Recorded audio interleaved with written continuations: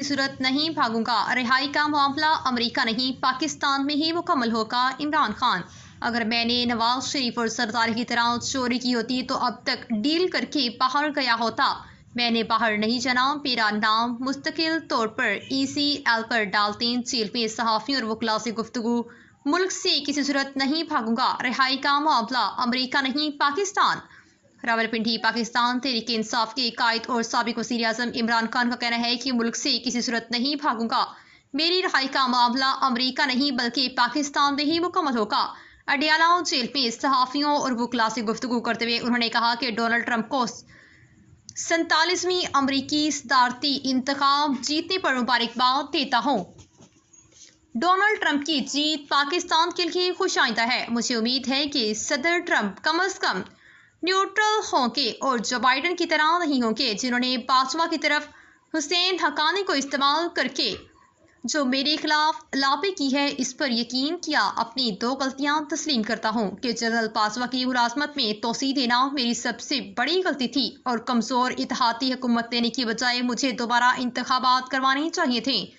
इमरान खान कहते हैं कि मेरी रिहाई का मामला अमेरिका से नहीं बल्कि पाकिस्तान में ही मुकम्मल होगा। मैं मुल्क से किसी सूरत नहीं भागूंगा। मेरा नाम मुस्तकिल तौर पर ECL पर डालते मैंने बाहर नहीं जाना। पहले नवाज शरीफ बाहर किया, अब इसकी बेटी भी बाहर चली गई। बैरून मुल्क इलाज इंतहाई महंगा है और इनका सारा टब्बर बाहर बैठा हुआ है। इनकी जायदादें और इनके पैसे मुल्क से बाहर हैं। अगर मैं नवाज शरीफ और सरदारी की तरह चोरी की होती तो डील करके मुल्क से भाग गया होता।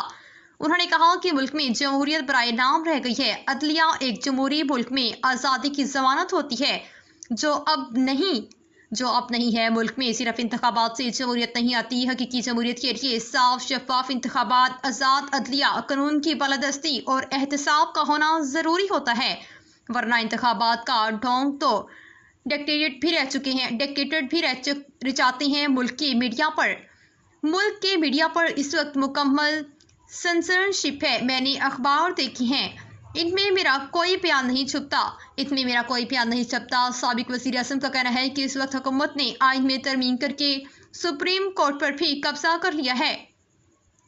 ये जो मर्जी अपना इंसाफियाँ और जुल्म करें, अब इनसे कोई नहीं पूछेगा। तहरीक इंसाफ जो मुल्क की सबसे बड़ी जमात है, इनको हराने के लिए काजी फैज़िसा और चीफ इलेक्शन कमिश्नर ने इनके साथ मिलकर मैंडेट चोरी किया।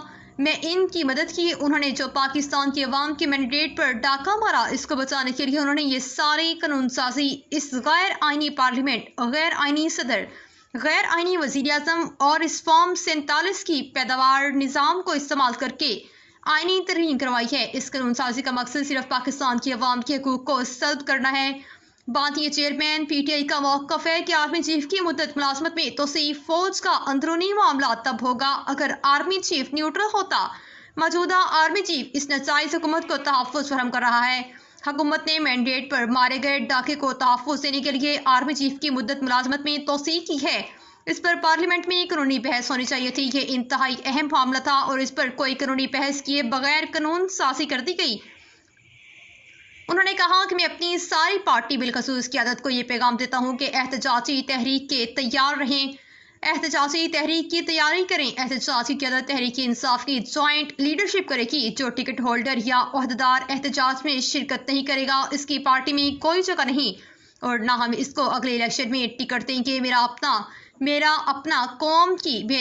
अपनी कौम को यह पैगाम है कि आप हकूक़ और आज़ादी के लिए कुर्बानी देनी पड़ती है। आप सबको हकीकी आज़ादी और आज़ाद अदलिया के लिए खड़ा होना पड़ेगा। डंडे के जोर पर यह हुकूमत नहीं चलाई जा सकती।